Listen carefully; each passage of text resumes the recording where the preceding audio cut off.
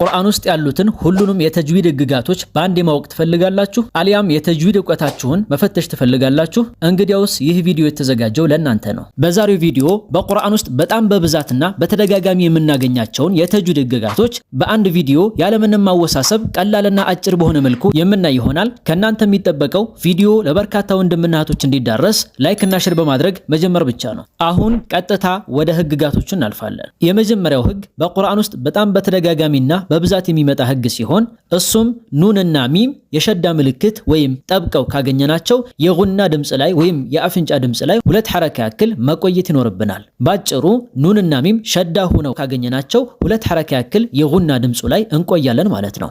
ለምሳሌ ቢረቢናስ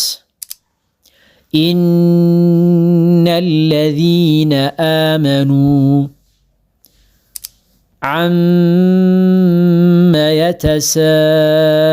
يتساءلون فلما እነዚህ አንቀጾች ላይ እንዳስተዋል ነው ኑንና ሚም ላይ የሸዳ ምልክት በመኖሩ የጉናው ድምጽ ላይ ሁለት ሐረካ ያክል እየቆየን እናነባለን። ሁለተኛ አሁንም ኑንና ሚም ፊደል ላይ ምንም አይነት ምልክት ወይም ሐረካ ከሌለ የጉና ድምጻቸው ላይ ሁለት ሐረካ ያክል መቆየት ይኖርብናል። ለምሳሌ ينفقون أنزل وما هم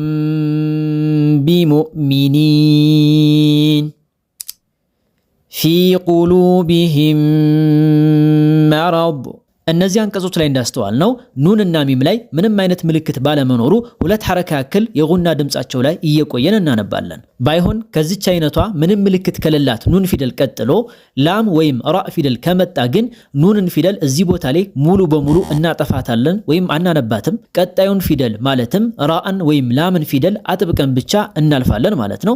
ኑንን ፊደል እንተዋታለን፣ አናነባትም። ለምሳሌ ሚን ረቢሂም من رحمة من لدنه من لبن ስለዚህ እነዚህ አንቀጾች ላይ እንዳስተዋል ነው ኑንን ፊደል ሙሉ በሙሉ እንተዋትና ቀጣዩን ራአን ወይም ላምን ፊደል አጥብቀን ብቻ እናነባለን ማለት ነው። በተጨማሪም ከዚች አይነቷ ኑን ፊደል ከላይዋ ላይ የትንሿ የሚም ምልክት ተቀምጣ ካገኘን ኑንን ሳይሆን የምናነበው ሚምን ነው የምናነበው ማለት ነው። ለምሳሌ الأنبياء من بعد ስለዚህ እነዚህ አንቀጾች ላይ እንዳስተዋል ነው እዚህ ቦታ ላይ ኑንን ሳይሆን ሚምን ነው የምናነበው ማለት ነው። ሶስተኛው የተንዊን ህግን በተመለከተ ሲሆን እንደሚታወቀው ተንዊን ማለት ፈትሐተይን ወይም ሁለት ፈትሐ፣ ከስረተይን ወይም ሁለት ከስራ፣ ضمተይን ወይም ሁለት ضማ ማለት ነው። ታዲያ እነዚህ ጥንድ ጥንድ ሆነው የመጡ ሁለት ሁለት ሐረካዎች አቀማመጣቸው እኩል ከሆነ የቃሉ መጨረሻ ላይ የምንጨምራትን ን የምትለዋን ድምጽ በግልጽ እናነባታለን ማለት ነው። ለምሳሌ ረገደን ሐይሱ ወሁወ ቢኩሊ ሸይኢን ዓሊም ሰዋኡን ዓለይሂም። ስለዚህ በዚህ መልኩ እኩል ሆኖ ከመጡ ን የምትለዋን ድምጽ በግልጽ እናነባለን ማለት ነው። ሆኖም በአንዷ የተንዊን ምልክት ቦታ የትንሿን የሚም ምልክት ተቀምጣ ካገኘን ን የሚለውን ድምጽ ሳይሆን የምናነበው በሷ ምትክ ም የሚለውን ወይም የሚምን ድምጽ ነው የምናነበው ማለት ነው። ለምሳሌ ሀኒአን ቢማ ኩንቱም ዓሊሙን ቢዛቲ ሱዱር ዘውጅን በሂጅ። ስለዚህ በአንዷ የተንዊን ቦታ የትንሿ ሚም ምልክትን ካገኘን ን የሚለውን ድምጽ ሳይሆን ም የሚለውን ድምጽ ነው ተክተን የምናነበው ማለት ነው። እዚህ ላይ ታዲያ ተንዊኖቹ ተበላልጠው ወይም ተነጣጥለው የመጡ ከሆነ ግን የጉና ድምጽ ላይ ሁለት ሐረካ ያክል መቆየት ይኖርብናል። ለምሳሌ ጊሻወቱ ወለሁም ናራን ፈለማ አው ከሰይቢን ሚነ ሰማእ። ስለዚህ እነዚህ አንቀጾች ላይ እንዳስተዋል ነው ተንዊኖቹ ተበላልጠው ወይም ተነጣጥለው ከመጡ የጉና ድምጽ ላይ ሁለት ሐረካ ያክል እንቆያለን ማለት ነው። ባይሆን እዚህም ላይ ከነዚህ ከተበላለጡ ተንዊኖች ቀጥሎ ላም ፊደል ወይም ራ ፊደል ከመጣ ግን ን የምትለዋን ድምጽ አናነብም፣ ይልቁንስ ቀጣዩን ፊደል አጥብቀን ብቻ እናልፋለን ማለት ነው። ለምሳሌ ሪዝቀን ለኩም ገፉረን ረሒማ። ስለዚህ ከነዚህ ከተበላለጡ ተንዊኖች ቀጥሎ ላም ፊደል ወይም ራ ፊደል ከመጣ ጉና ሳንጠቀም ነው የምናነበው ማለት ነው። አራተኛ በቁርአን ውስጥ በጣም በተደጋጋሚና በብዛት የምናገኘው ህግ ሲሆን እሱም መድ ይባላል። ታዲያ በውስጡ በርካታ የመድ አይነቶች ቢኖሩም በአጭሩና በቀላሉ እንመልከታቸው። እንደሚታወቀው የመድ ወይም የመሳቢያ ፊደላት 3 ናቸው። እነሱም አሊፍ፣ ዋውና ያ ናቸው። በአጭሩ ኑሂሃ የሚለው የቁርአን አንቀጽ ላይ እናገኛቸዋለን። ታዲያ የመድ ህግጋትን ባጭሩ ለ3 ከፍለን ማየት እንችላለን። አንደኛ አጭሩ መድ፣ ሁለተኛ መካከለኛው መድ፣ ሶስተኛ ረጅሙ መድ። አጭሩ መድ የሚባለው እቺ የመድ ምልክት ከመድ ፊደሉ ከላዩ ላይ ያልመጣችበት ሲሆን 2 ሐረካ ያክል ብቻ ነው የሚሳበው። መካከለኛ የሚባለው መድ ደግሞ እቺ የመድ ምልክት ከመድ ፊደሉ ከላይ መታ ከመድ ፊደሉ ቀጥሎ የሐምዛ ፊደል የመጣ ጊዜ ሲሆን 4 ሐረካ ያክል ይሳባል። ረጅሙ መድ የሚባለው ደግሞ እቺ የመድ ምልክት ከመድ ፊደሉ ከላዩ ላይ መታ ነገር ግን ከመድ ፊደሉ ቀጥሎ ያለው ፊደል ከሐምዛ ውጭ ወይም ሐምዛ ካልሆነ የሚፈጠር የመድ አይነት ሲሆን 6 ሐረካ ይሳባል። ስለዚህ አጭሩ መድ 2 ሐረካ፣ መካከለኛው መድ 4 ሐረካ፣ ረጅሙ መድ ደግሞ 6 ሐረካ ይሳባሉ። እስኪ እያንዳንዳቸውን በምሳሌ እንመልከት። አንደኛ አጭሩ መድ ኡዚና። እዚህ አንቀጽ ላይ እንዳስተዋል ነው ዋው መድም ሆነ ያ መድም ሆነ አሊፍ መድም ሆነ እቺ የመድ ምልክት ከላያቸው ላይ የለችም። ስለዚህ እዚህ ቦታ ላይ 2 ሐረካ ያክል ብቻ ነው የምንስበው ማለት ነው። ኡዚና። ለመካከለኛው መድ ደግሞ አሰማ ፊ ኡሚሃ አንፉሰኩም። እነዚህ አንቀጾች ላይ እንዳስተዋል ነው የመድ ፊደላቶቹ ላይ የመድ ምልክቷ ተቀምጣ ከሷ ቀጥሎ ሐምዛ ፊደል በመምጣቱ አማካኝነት 4 ሐረካ ያክል እንስባለን ማለት ነው። ለረጅሙ የመድ አይነት ደግሞ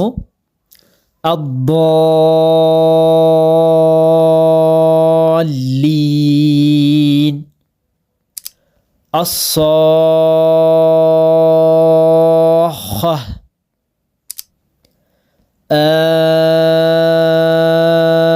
አልአነ። እነዚህ አንቀጾች ላይ እንዳስተዋል ነው የመድ ፊደላቶቹ ላይ የመድ ምልክቷ ተቀምጣ ሆኖም ከሷ ቀጥሎ ግን ሐምዛ ስላልመጣ ወይም ከሐምዛ ውጭ ያለ ፊደል ስለሆነ የመጣው 6 ሐረካ ያክል እንስባለን ማለት ነው። ባጭሩ የመድ ፊደል ላይ የመድ ምልክት ከሌለ 2 ሐረካ፣ የመድ ፊደሉ ላይ የመድ ምልክት መጥቶ ከሱ ቀጥሎ ሐምዛ ከመጣ 4 ሐረካ፣ የመድ ፊደሉ ላይ የመድ ምልክት መጥቶ ከሱ ቀጥሎ ሐምዛ ፊደል ካልመጣ ወይም ሌላ ፊደል ከመጣ 6 ሐረካ ያክል እንስባለን ማለት ነው። ሌላው ነጠላ በሆኑ ፊደላቶች የሚጀምሩ አንዳንድ የቁርአን ሱራዎችን በተመለከተ ለ3 ከፍለን ማየት እንችላለን። አንደኛ ምንም የማይሳብ ፊደል አለ፣ እሱም አሊፍ ነው። ሁለተኛ 2 ሐረካ ያክል የሚሳብ አለ፣ እሱም ከላዩ ላይ የመድ ምልክት የሌለበት ነው። ሶስተኛ 6 ሐረካ ያክል የሚሳብ አለ፣ እሱም ከላዩ ላይ የመድ ምልክት የተቀመጠበት ነው። ለምሳሌ ካፍ ሃ ያ ዐይን ሷድ። እዚህ አንቀጽ ላይ እንዳስተዋል ነው ካፍ ላይ የመድ ምልክት ተቀምጧል። ስለዚህ 6 ሐረካ ይሳባል። ሀ እና ያ ፊደል የመድ ምልክት የላቸውም። ስለዚህ 2 ሐረካ ብቻ ነው የሚሳቡት። አይን እና ሷድ የመድ ምልክት ተቀምጦባቸዋል። ስለዚህ 6 ሐረካ ይሳባሉ ማለት ነው። ሆኖም አሊፍ ፊደል ግን በዚህ መልኩ የሱራዎች መክፈቻ ላይ ከመጣ ምንም አይሳብም። ልክ አሊፍ ላም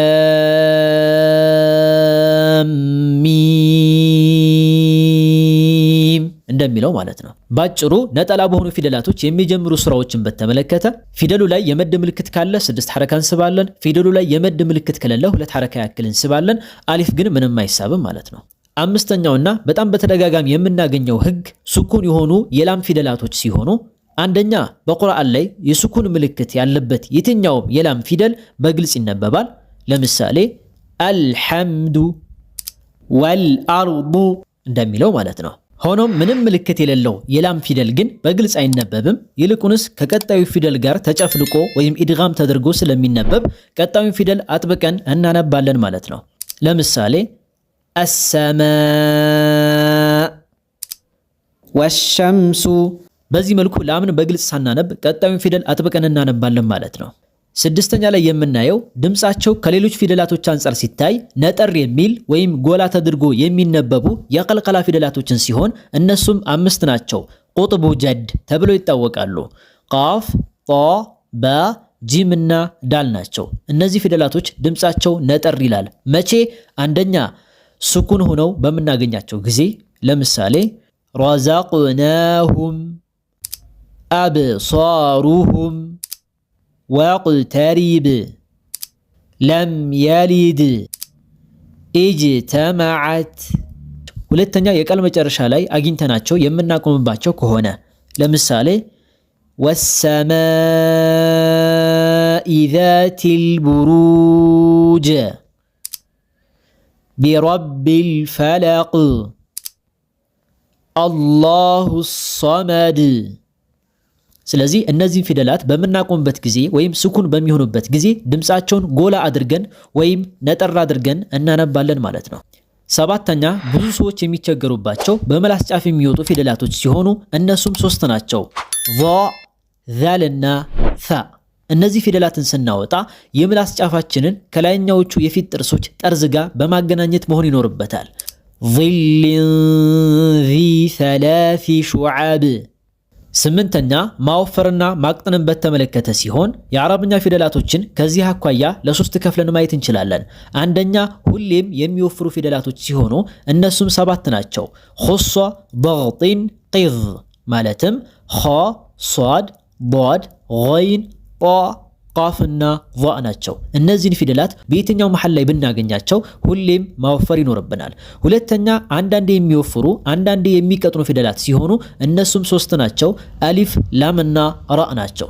ሶስተኛ ሁሌም የሚቀጥኑ ፊደላቶች ሲሆኑ እነሱም ከነዚህ ፊደላቶች ውጭ የቀሩት ሌሎቹ 18ቱ ፊደላቶች ናቸው። እዚህ ላይ የመጀመሪያዎቹና የመጨረሻዎቹ ማለትም ሁሌም የሚወፍሩትና ሁሌም የሚቀጥኑት ለማንኛውም ሰው ግልጽ ስለሆኑ ሁለተኛዎቹን እናያለን።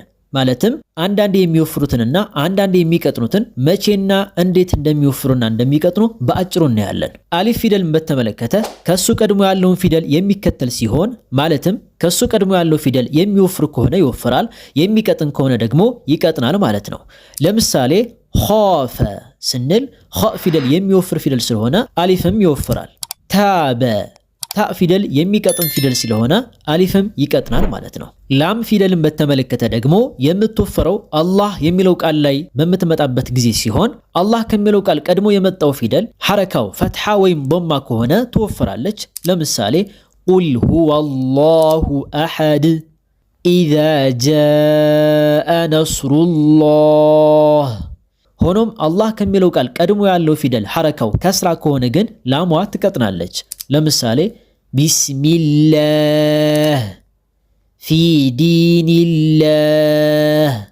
ራእን ፊደል በተመለከተ ደግሞ ሐረካዋ ፈትሐ ወይም ዶማ ከሆነ ትወፍራለች፣ ከስራ ከሆነ ትቀጥናለች። ለምሳሌ ረቢል ዓለሚን፣ ሩሐማኡ በይነሁም። ስትቀጥን ደግሞ ሚን ሸሪ ማ ኸለቅ፣ ፈሪሒን።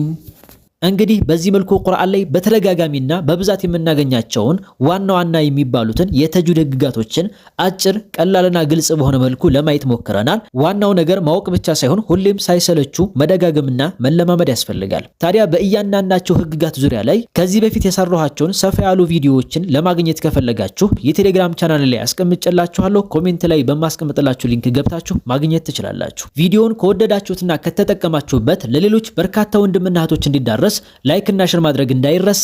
ቪዲዮ ላይ በተነሱ ነጥቦች ዙሪያ ላይ ግልጽ ያልሆነላችሁና ያልገባችሁ ነገር ካለ ኮሜንት ላይ አስፍሩልኝ። በቀጣይ በሌሎች ቪዲዮዎች እስክንገናኝ ድረስ መልካም ጊዜ እመኝላችኋለሁ። ወሰላሙ አለይኩም።